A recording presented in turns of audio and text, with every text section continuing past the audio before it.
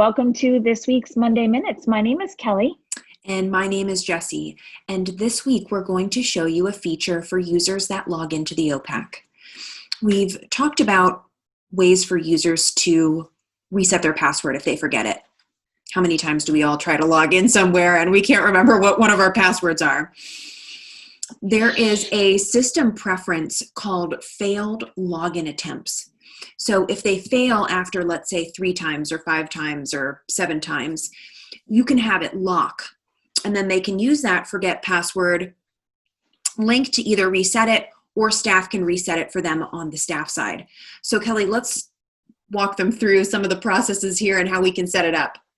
Yeah, absolutely. So as Jessie said, it is a system preference and you would need to turn this on and tell Koha how many times that you would like your patron to be able to try to remember their password before they get locked out. We have ours set at 3. So we're saying that a patron can attempt to log into their account 3 times and they will be locked out. Now, if you have never used this system preference and your user fails to log in, they will get some sort of blue box like we're getting here. But if you do have that failed login attempt set up, in the blue box, it does tell the patron that your account will be locked after a fixed number of attempts. So kind of letting them know that that's going to happen if you do it too many times. So I've attempted to log in 4 times now. So I hit that 3, I tried the 4th time and I've been now locked.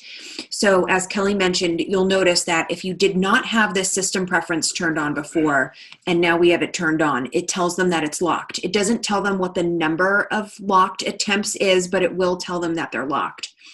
So if you have a system preference for Opac reset password on, the user can come right in here. They can click forgot your password, enter their either login, which could be their card number or username, and their email. This email has to match the email that's in their account in order for them to get that URL, which will allow them to reset their password. So this is one way to do it. Kelly, walk us through the second way to do it on the staff client. Right. So if you don't want them to be able to, because again, Jessie said this is another system preference, Opac reset password. So if you do not have that option, your patron would then call the library and have that reset for them. So let's look at those 2 system preferences just so we can see what they look like. They're pretty, they're well detailed in the actual name of it. So failed login attempts. So you're just going to put a number in here to block an account if it reaches a certain amount of failed login attempts. So we have that as 3.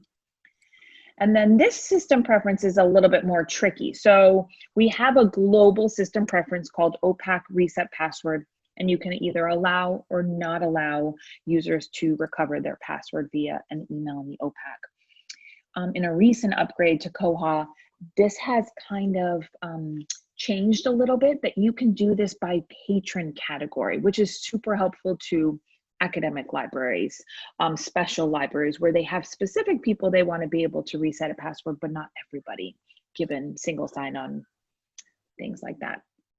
So Jessie went over to the patron category, and now she's showing you that you can either opt to say follow the system preference or actually choose it differently here in that specific patron category. Okay, excellent. So now that we've shown the preferences that you need to set this up, let's look at Missy's account so we can see what notifies staff that the patron's account has been locked. If we come over to the details page, you'll be able to see right away at the top that the account has been locked. So this notifies a staff member, letting them know that that password will need to be changed for that individual if they use the Opac reset password on the Opac side, or if they've called in and said that their account has been locked. Multiple ways to do it. Of course, you can use the edit button, which will bring up that full form. We can use the edit button over here under library use, or we can select change password. And then that would, of course, take us in here where we can reset her password. I would always recommend using that change password button. It's so much quicker. Yeah. It's so much more clear. But again, you do have a few ways, as Koha loves to do, but that change button, change password, is super helpful. Perfect. Perfect. So just a quick tip on allowing you to set up that Opac reset password or failed login attempts, really making it easy for your patrons to get into the Opac if needed.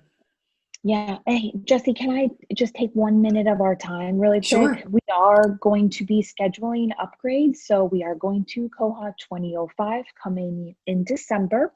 So upgrade webinars will be announced tomorrow when you can register for those and the links that are associated. So be on the lookout for that blog post and go ahead and register for our upgrade webinars. All right. Thank you so much. We're looking forward to Thank it, you. Kelly. Yeah, me too. Okay, have a great week. You too. Bye-bye.